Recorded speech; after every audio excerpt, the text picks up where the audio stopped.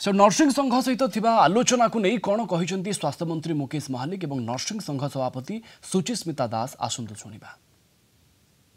निश्चित भाव में अनुरोध करी नर्सिंग भाई भौणी मान आपण जरिया जे तांकर जहाँ भी डिमांड रही समाधान करने सरकार चेष्टा कर आम डिपार्टमेंट को निर्देश देछि से आम सहित कथबार्ता होगापी समय नहीं निश्चित मु आशावादी जे आलोचना सुफल बाहर एवं से स्ट्राइक को कंडक्ट कर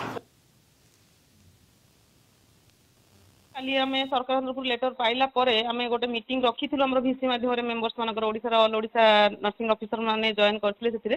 समस्त से भ्यू थिला जे आम 11:30 पर्यंत मीटिंग को जे पर्यंत न होई आम कंटिन्यू करिवु स्ट्राइक तो 11:30 पर जहाँ मीटिंग फलाफल कौन आदि आम साटिस्फाइड हबु